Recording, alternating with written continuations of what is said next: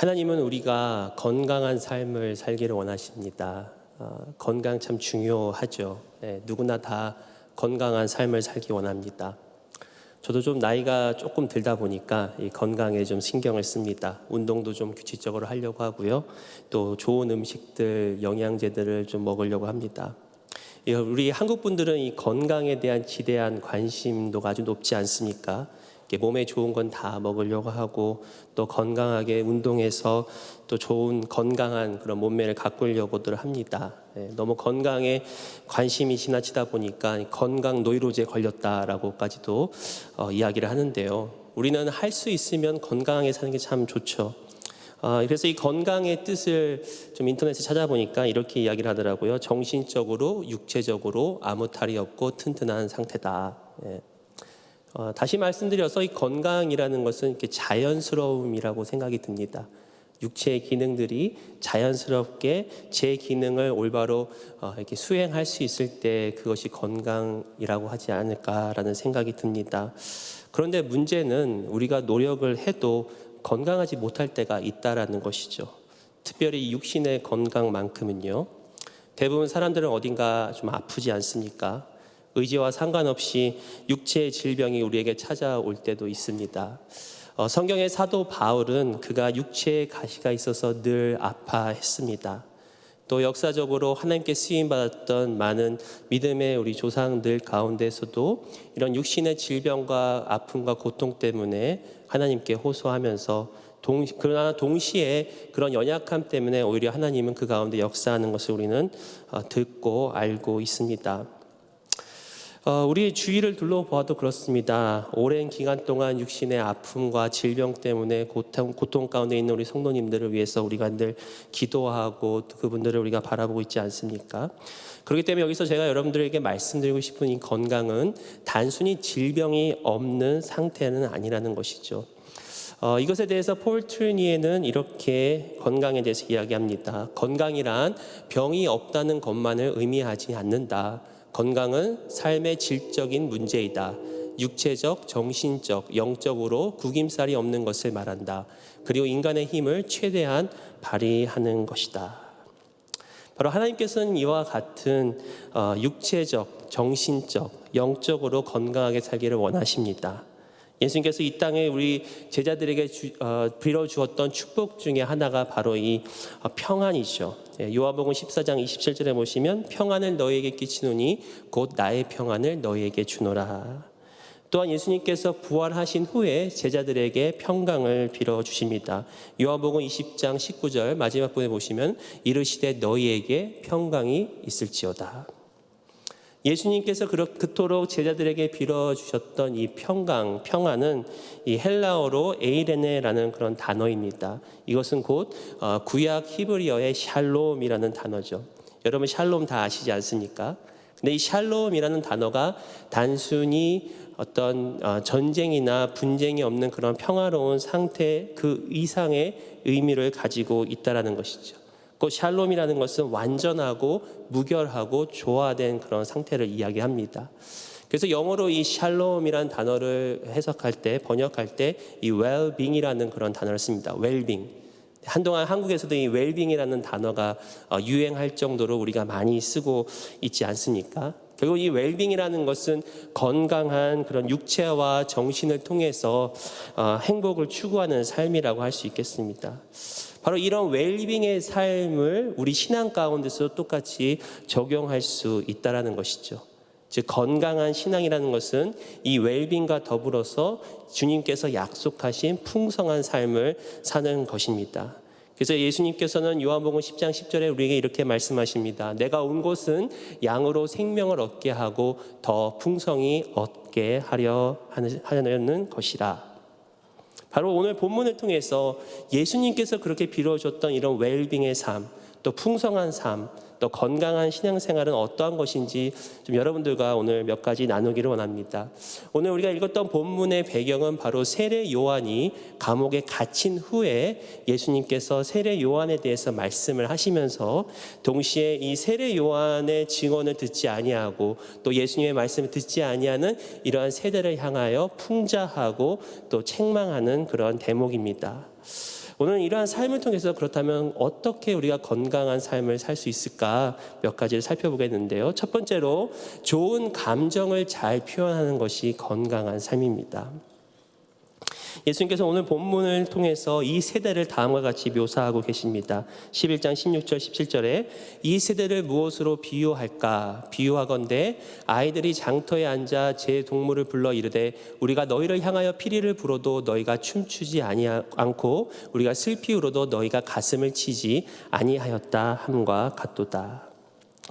지금 예수님께서는 이 특별히 유대인들을 향하여 예수님의 말씀에 마음과 귀를 닫는 저들의 모습을 마치 장터에서 뛰어노는 아이들로 지금 비유를 하고 계십니다. 저도 예전에 어렸을 때 한국에 있을 때 이런 장터들이 열리고 또 장터에서 이렇게 뛰어놀고 그런 아이들을 본 기억이 있습니다. 이 당시에 유대인들도 이런 장터나 사람들이 모여있는 장소에서 아이들끼리 북적거리며 뛰어노는 그런 모습들이 있었다고 합니다. 그런데 이 아이들이 지금 노는 모습이 첫 번째로는 이 피리를 부는 그런 모습입니다. 특별히 그 당시에 유대인들은 이 피리를 붓는 그 모습은 바로 이 결혼식의 풍습을 따라서 놀이하였다는 것이죠. 그 당시 이스라엘 풍습에 의하면 결혼식에서 피리를 불고 주로 이 남성들이 거기에 맞춰서 춤을 추었다는 것이죠. 바로 이 결혼이라는 것이 남녀가 만나서 가정을 이루는, 또 온 동네가 보통 유대인들의 혼인 잔치는 한 일주일간 지속될 정도로 온 동네가 같이 모여서 같이 축하하는 그런 기쁨의 그런 장소입니다. 기쁨의 날이죠. 그런데 이런 기쁜 날 피리를 불어도 지금 춤을 추지 않고 있다라고 예수님께서 말씀하고 계신다는 것입니다. 또한 슬피 운다는 것은 이 장례식에서 여인들이 애곡하는 소리에 맞춰서 이 가슴을 치면서 애통하는 그런 모습을 이야기를 합니다. 그러니까 지금 아이들이 이 피리를 불면서 결혼식을 흉내내고 또 슬피 울면서 지금 장례식을 흉내를 내고 있다는 것이죠. 그런데 문제는 무엇이냐? 그렇게 흉내내면서 울고 있는 놀이를 할지라도 그거에 맞춰서 같이 하는 그런 자들이 없기 때문에 이 놀이가 지금 그쳐지고 있다는 것입니다. 예수님께서는 이러한 어린아이들의 그 놀이의 비유를 통하여서 먼저는 세례 요한과 예수님의 말씀에 대해서 무감각하고 반응하지 않는 그런 유대인들을 지금 비유하시고 풍자하고 계십니다. 그리고 저희들을 또한 이 어린아이로 비유함을 통해서 마치 삐뚤어진 그 마음을 가진 이 어린이와 같은 그런 유치한 그런 반항심을 또 지적하는 것이라고 할 수가 있겠습니다. 그런데 이는 비단 그 당시의 유대인들뿐만 아니라 오늘날 우리 세대도 동일한 모습을 보여주고 있지 않습니까? 현대 사회는 감정이 메말라 버렸다라고들 이야기를 합니다. 그래서 혹자는 우리가 살고 있는 시대를 사무 시대라고 하는데요. 무관심, 무감각, 무의미, 무기력을 이야기를 한다고 하죠. 근데 더 나아가서는 이러한 좋은 감정들은 갈수록 메말라 버리고 이 나쁜 감정들만 우리 가운데 가득 차 있게 된다는 것이죠. 이는 마치 두려움이나 또 분노의 감정, 또 시기와 질투와 미움 등이라고 할 수 있겠습니다. 요즘 한국의 젊은이들에게 가장 인기 있는 직업 순위 1위가 무엇인지 아십니까? 저 때는 대부분 대통령이었는데요. 조금 지나고 나서는 연예인들이 1위였는데 요즘에는 1위가 공무원입니다. 공무원. 실제로 이 대학생들이나 학생들 중에 한 10명 중에 4명은 이 9급 공무원 시험을 준비한다고 합니다.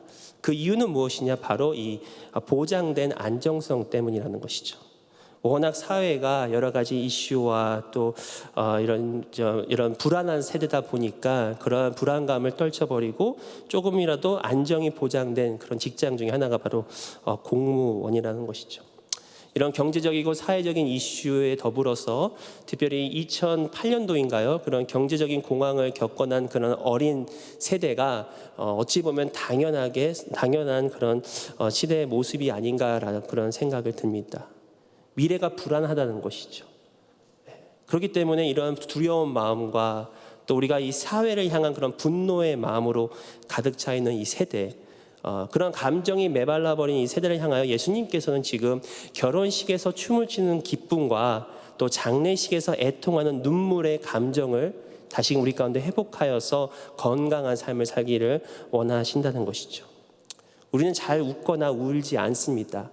너무 잘 웃거나 울면 오히려 좀 모자란 사람으로 취급당하지 않습니까?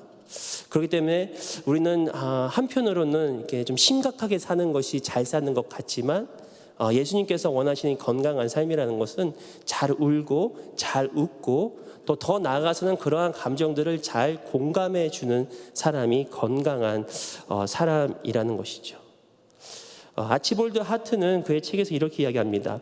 심리적, 신체적 건강으로 향하는 첫 번째 단계는 감정적으로 정직해지는 것으로 이것은 자신의 감정을 인식하고 소유하는 능력을 말한다. 두 번째 단계는 감정적으로 더 진실해지겠다는 목표를 갖고 감정을 더 자유롭게 표현하도록 스스로를 허락하는 것이다. 바로 우리가 이런 기쁜 마음을 정직하게 또 풍성하게 표현할 뿐만 아니라 이 다른 사람들의 기쁜 마음도 우리가 공감해 줌을 통해서 그 기쁨의 감정을 극대화시켜 주는 것이 건강한 것이다. 특별히 우리에게 주는 이 기쁨과 즐거움은 우리에게 선한 에너지를 주고 진정한 힘을 줍니다. 베니엘 골먼은 그의 책에서 이렇게 얘기합니다. 행복한 기분이 들면 두뇌 중추에서 부정적인 감정을 막고 이용 가능한 에너지를 늘리며 근심을 가라앉히는 활동을 증대시킨다. 이러한 상태가 일에 대한 열의와 목표를 향해 분투할 준비 체제를 갖추기 위한 총체적인 휴식을 신체에 제공한다. 한마디로 이렇게 즐거우면은 우리 몸에 많은 유익이 있다라는 것이죠. 근데 중요한 것은 이러한 우리에게 믿는 자들에게 이 기쁨의 원천은 바로 예수 그리스도의 복음을 믿습니다. 예수님께서 이 땅에 오셨을 때 천사 가브리엘은 세상에게 이렇게 이야기합니다. 내가 온 백성에게 미칠 큰 기쁨의 좋은 소식을 너희에게 전하노라. 바로 큰 기쁨의 좋은 소식이 우리의 복음이라는 것이죠. 그럴 때 복음을 받은 저와 여러분들은 이러한 기쁨의 반응을 우리가 보여야 한다는 것입니다. 바로 주님 앞에 나와서 또 예배를 드리고 또 오늘 우리 찬양팀과 함께 하나님 앞에 찬양을 드릴 때 그 가운데 생겨나는 기쁨의 감정들을 하나님께 우리가 계속해서 표출하고 또 그러한 감정들을 통해서 또 우리의 어려운 환경들도 초월할 수 있는 그런 구원의 감격의 기쁨이 우리 가운데 충만해질 수 있다는 것이죠. 근데 이러한 기쁨과 더불어서 우리에게 필요한 감정이 바로 슬픔의 감정이라는 것입니다. 다시 말씀드려서 우리가 때로는 눈물을 또 흘릴 줄 알아야 된다는 것이죠. 지난 영성 세미나에 오셨던 조봉희 목사님께서 눈물은 상한 감정의 치유제다라고 말씀하시면서 이렇게 이야기를 하셨습니다. 눈물엔 신비한 힘이 있다. 눈물은 사람의 감정을 정화시키는 묘약이다. 눈물은 안구 건강과 정신 건강뿐 아니라 영적 건강에도 유익하다. 눈물은 눈을 씻어준다. 뿐만 아니라 마음과 감정도 씻어준다. 하나님은 인간이 흘리는 눈물로 그 영혼을 닦아주신다. 영혼이 맑아지면 이전에 보지 못했던 것들을 새롭게 본다. 하나님이 인간 영혼을 정화시키는 가장 좋은 방편이 바로 눈물이다. 눈물에는 영성이 있다. 눈물은 감정을 정감으로 정화시키는 영적 촉매제다. 이러한 눈물이 바로 우리 하나님의 선물입니다. 그런데 우리가 감정이 메마르면 눈물도 메마르게 된다는 것이죠.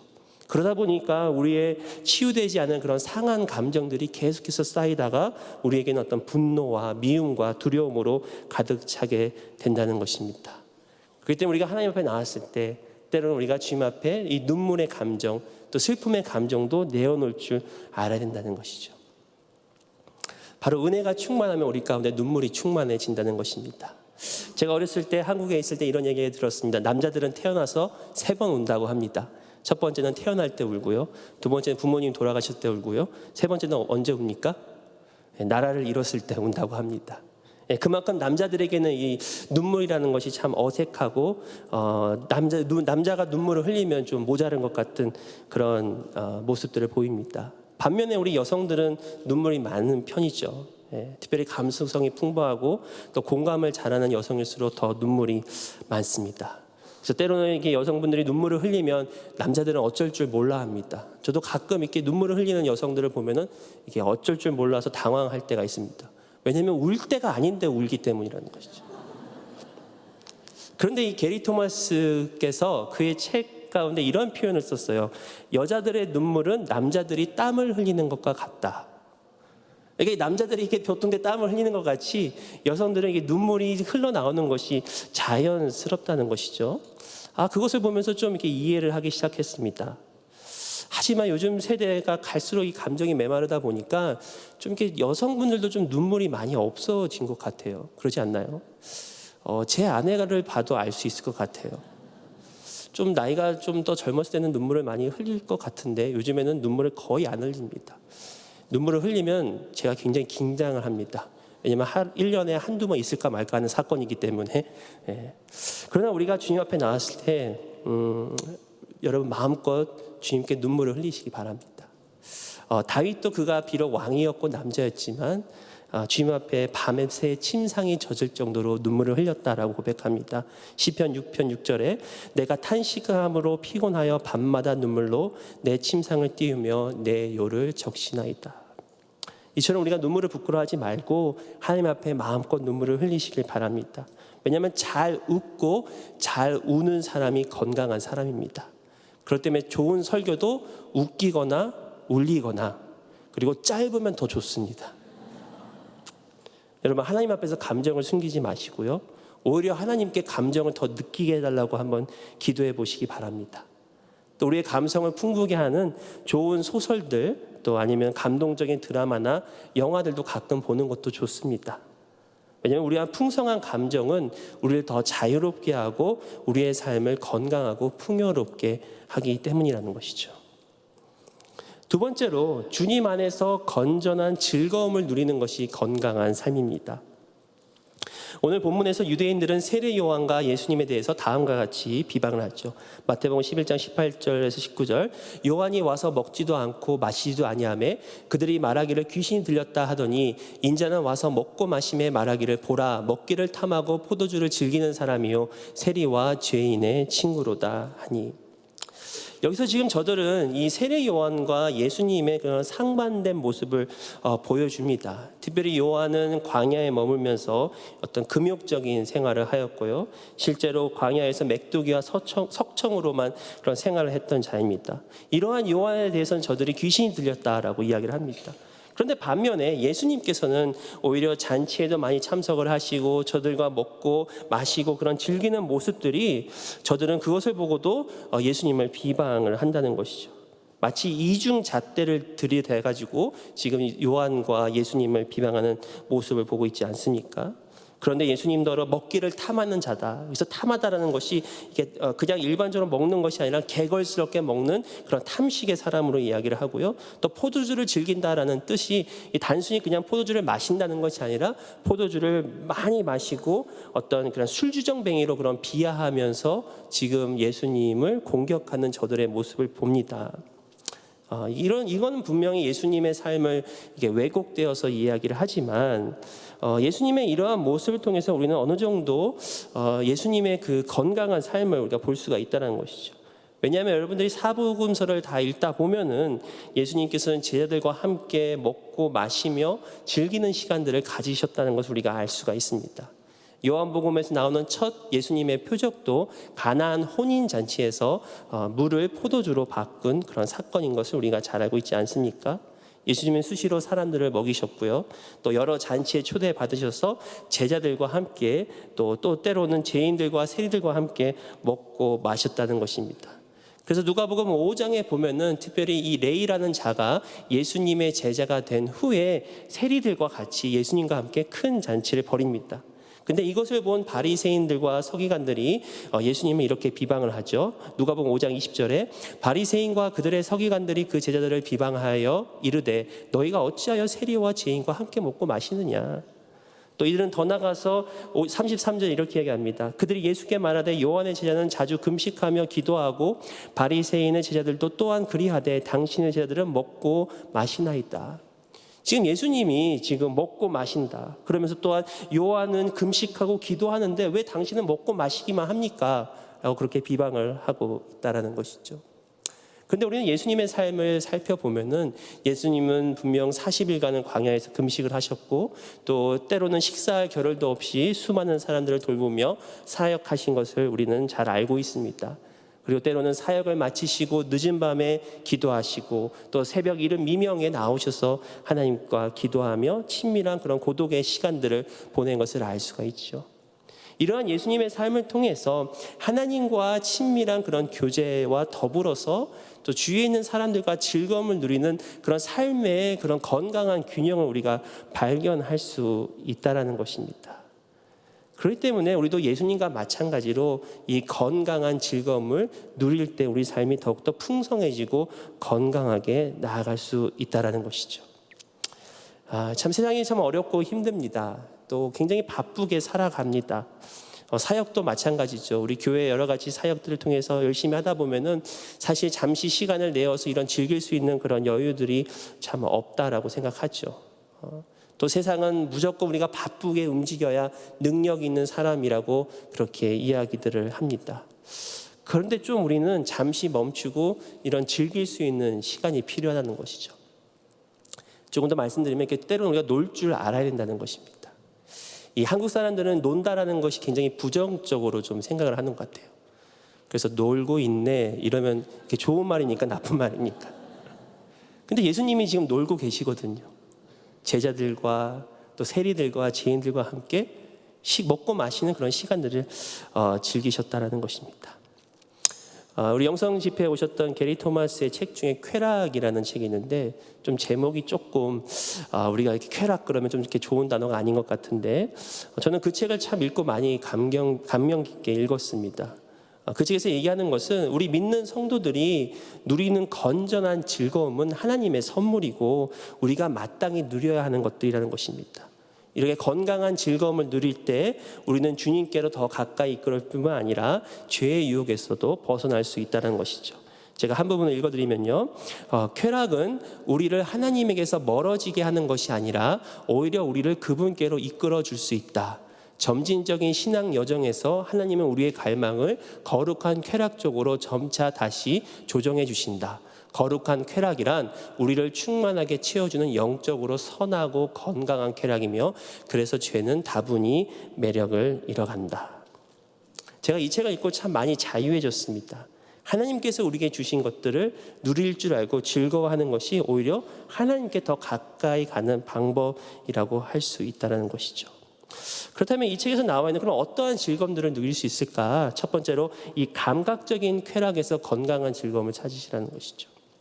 이 감각, 우리 인간에게는 오감이라고 하지 않습니까? 시각, 청각, 촉각, 미각, 후각, 이 오감이 있는데 이런 것 중에서 나에게 특별히 더 즐거움을 주는 것들이 있을 수가 있거든요. 그런 것들을 하나님 안에서 우리가 누릴 수 있다는 것이죠. 저는 제 개인적으로 생각해 보니까 저는 이 미각과 후각을 좀 좋아하는 것 같습니다. 그래서 이렇게 맛있는 거 먹는 걸 참 좋아하고요. 또 좋은 냄새를 맡는 것을 좋아합니다. 아마 여러분들도 각자에게 주신 하나님의 독특한 그런 성향들이 있을 것입니다. 이는 마치 게리 토마스가 영성 집회에 와서 이 영성에도 색깔이 있다라고 얘기를 했는데 하나님께서 우리 각자 독특한 것들을 주셨기 때문에 그것을 찾아서 그것을 즐기는 것이 또 하나님 앞에 나아가는 길이라는 것이죠. 또 두 번째로는 이런 활동적인 쾌락에서 건강한 즐거움을 찾으시기 바랍니다. 이런 감각적인 쾌락을 바탕으로 해서 여러 가지 다양한 활동들, 특별히 우리가 좋아하는 것들, 즐거워하는 것들을 찾아서 시간을 내어서 그것을 할 때 그 즐거움이 또 하나님께 나아간다는 것입니다. 직장의 일 외에도 우리는 독서를 할 수가 있고요. 또 스포츠를 즐기고 낚시와 산행, 영화 보기 등 여러 가지 그런 취미 생활이 있지 않습니까? 이런 것 중에서 우리에게 정말 즐거움을 주는 것이 무엇인지를 알고 그것을 정기적으로 할 수 있는 어떤 삶의 여유를 만드는 것이 오히려 우리에게 건강한 삶을 이끌어낼 수가 있다는 것입니다. 사실 현대 생활이 바쁘기 때문에 또 저와 같이 애가 넷이 있는 집은 아이 보느라고 정신이 없기 때문에 이러한 시간을 내기가 참 쉽지 않습니다. 그런데 한 번은 지난 월요일에 아이들이 마침 학교가 없어서 오전에 이렇게 도시락을 준비해서 가까운 공원에 가서 이렇게 도시락을 먹으면서 소풍을 하자라고 아침에 이렇게 부지런히 준비를 했습니다. 아무리 준비를 해도 아이들이 많다 보니까 시간이 참 오래 걸렸는데요. 그래서 거의 원래는 오전에 가려고 했는데 거의 점심시간이 다 되어서 갔습니다. 근데 갔는데 문 앞에 이르니까 들어가는 입구에서 이렇게 얘기합니다. 여기는 음식을 가지고 갈 수가 없습니다. 네, 그래서 입구에서 밥을 다 까먹고 그리고 들어가서 이렇게 공원을 좀 산책하고 아이들하고 시간을 보내고 그리고 저녁에는 이제 오랜만에 집안일을 했습니다. 제가 청소기를 밀고 제 아내가 물건들을 치우고 또 아이들에게 그런 건 좋더라고요. 아이가 많으니까 청소시킬 때 좋더라고요. 이렇게 베이비 와이프를 하나씩 다 주면서 가면서 또 돌아다니면서 닦아라. 그러면서 또 이렇게 아이들이 좋아하는 음악도 막 틀어줬더니 우리 둘째 아이가 그게 너무 좋았나 봐요. 저한테 그러는 거예요. 아빠, 우리 매주 월요일마다 이거 해요. 그러더니 그 다음 날에는 친구에게 자랑까지 합니다. 우리 식구들이 어제 같이 청소했다. 뭐 실제로 내일 할지 안 할지 모르겠는데요. 이만큼 그냥 일상을 좀 이렇게 즐겁게 만들고 창조하니까 그 가운데 즐거움이 있고 또 그 가운데 행복이 있다라는 것입니다. 그때 우리가 신앙생활을 하다 보면 이 고난과 역경 앞에서 또 위로를 받아야 되죠. 또 그것이 연단이 되지만 또 즐거움을 통해서도 마찬가지로 우리가 하나님 앞에 더 가까이 나아갈 수 있고 우리가 위로와 또 우리 가운데 그런 어떤 성숙의 그런 경험을 또 할 수가 있다는 것이죠. 그래서 제가 이번에 이렇게 설교를 준비하면서 G.K. 체스터는 이 말이 참 마음에 많이 와닿았습니다. 마음을 만지는 일이 왜 항상 긍휼이나 아픔 쪽으로만 연결되어야 하는지 모르겠다. 기쁨과 승리 쪽으로도 마음을 만질 수 있고 즐거움 쪽으로도 마음을 만질 수 있다. 그러니까 우리가 요즘같이 어려운 시대에 또 여러분 중에 어려움과 또 고난과 또 여러 가지 아픔이 있는 가운데 위로가 필요합니다. 주님의 또 긍휼이 필요하지만 이와 동시에 하나님 향한 즐거움도 사실은 우리를 위로하고 우리에게 새 힘을 주고 또 하나님께 더 나아갈 수 있는 하나님의 선물이요 방편임을 믿으시길 바랍니다. 근데 여기서 한 가지 우리가 마음에 기억해야 될 것은 하나님께서 허락하신 이 즐거움들은 하나님의 정하신 경계 안에서 그리고 적절하게 일과 심 또 놀이 사이의 균형과 리듬이 필요하다는 것이죠. 또 이게 즐거움을 즐기라고 했다고 그냥 일 안 하고 맨날 놀기만 할 수는 없다라는 것입니다. 아무리 좋은 것이라도 지나치거나 경계를 넘으면 오히려 우리를 망치는 꼴이 될 수 있다라는 것입니다. 제가 개인적으로 좋아하는 음식이 고기거든요. 고기를 아주 사랑합니다. 그래서 지금도 좀 이렇게 체격이 나가지만 예전에는 이것보다 더 체격이 많이 나갔습니다. 그래서 좀 오래된 얘기인데 한 번은 이렇게 살다 안 되겠다 싶어서 이 얼바인 쪽에 유명한 한의사분이 있다는 소문을 듣고 찾아갔습니다. 그분은 어떤 일을 하시냐면은 이렇게 진맥을 짚고 또 이렇게 몸을 검사하고 나서 이 사람의 그 몸에 가장 좋은 음식이 무엇인지를 이렇게 리스트를 뽑아주시는 거예요. 그래서 제가 생각에 제가 너무 고기를 좋아하고 사랑하니까 아마 야채를 많이 먹으라 할 것이다. 그래가지고 만약 그렇다면 내가 진짜 고기를 끊겠다라는 심정으로 갔습니다. 그래서 진맥을 짚고 정말 여러 가지 몸을 검사하시더니 나중에 리스트를 저에게 보여주십니다. 그래서 저에게 가장 좋은 것이 무엇이었을까요? 고기였습니다. 그분이 그렇게 얘기하시더라고요. 우리 선생님은 소고기를 먹는 게 녹용보다 더 좋습니다. 소고기를 많이 드시기 바랍니다. 제가 그때 깨달은 사실이 있었습니다. 우리가 좋아하는 것이 정말 우리 몸에 좋은 거구나. 그러니까 괜히 좋아하는 이유가 있던 것이 아니라 우리가 몸에 좋기 때문에. 그래서 속으로 생각했죠. 괜히 왔다. 이거 돈 내고 이거. 그러면서 이제 나가려고 하니까 그 의사 선생님이 딱 한마디 더 하시더라고요. 뭐냐? 하지만 아무리 좋은 것도 너무 많이 먹으면 안 좋습니다. 그러니까 제 문제는 고기를 먹어서가 아니라 고기를 너무 많이 먹어서가 문제였다는 것이죠. 이처럼 하나님께서 우리에게 주시는 그런 즐거움들 우리가 자유롭게 누리지만 바로 하나님이 정하신 경계 안에서 과도하지 않게 누릴 때 진정한 우리의 건강을 이끌어갈 수 있다는 것이죠. 세 번째로 공동체 안에서 교제를 즐길 줄 아는 것이 건강한 삶입니다. 다시 한번 마태복음 11장 19절에 보시면은 인자는 와서 먹고 마시게 말하기를 보라 먹기를 탐하고 포도주를 즐기는 사람이요 세리와 죄인의 친구로다 하니. 예수님은 이런 주위의 여러 사람들과 잘 어울리셨습니다. 이런 잔치에도 참석하시고 함께 먹고 마셨다는 것이죠. 그리고 세리와 죄인들과 함께 밥상을 나누는 것을 부끄러워하지 않으셨습니다.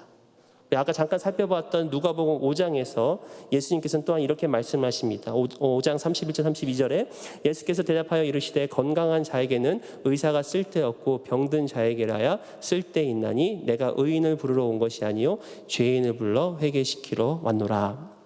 바로 이 병든 자, 죄인들을 향해 주님께서는 가셔서 저들을 회개시키고 구원시키셨다는 것이죠. 또한 예수님 주위에도 예수님을 섬기는 그러한 사람들이 있었습니다. 제자들뿐만 아니라 여러분 잘 아시는 나사로, 마르다, 마리아와 같은 그런 사람들이 예수님을 섬기셨습니다. 또 예수님은 십자가로 지시기 전에 마리아가 그의 향유옥합을 깨뜨려서 예수님을 섬기고 예수님이 그 가운데 마음의 위로와 쉼을 얻은 것을 우리는 말씀을 통해서 알 수가 있습니다. 바로 이러한 공동체 안에서 우리는 이러한 혜택과 즐거움을 누릴 수가 있다라는 것이죠. 바로 교회 안에서, 또 우리 셀 목장 안에서 서로의 마음을 나누면서 마음껏 울고, 또 아픔을 나누면서 마음껏 울면서 서로를 위해서 기도하고 또 서로를 세워줄 때 그러한 치유와 그런 건강한 삶을 이어갈 수 있다라는 것이죠. 그런데 우리가 이러한 건강한 공동체를 위해서 한 가지 기억해야 될 것은, 이러한 건강한 공동체를 이루기 위해서는 우리에게 겸손이 필요하다는 것입니다. 바로 예수님께서 세리들과 죄인들과 함께 어울리셨다라는 그것은 스스로 낮아지셔서 저들을 섬기는 겸손의 모습을 보여주셨다는 것이죠. 마가복음 10장 45절에 인자가 온 것은 섬김을 받으려 함이 아니라 도리어 섬기려 하고 자기 목숨을 많은 사람의 대속물로 주려 함이니라.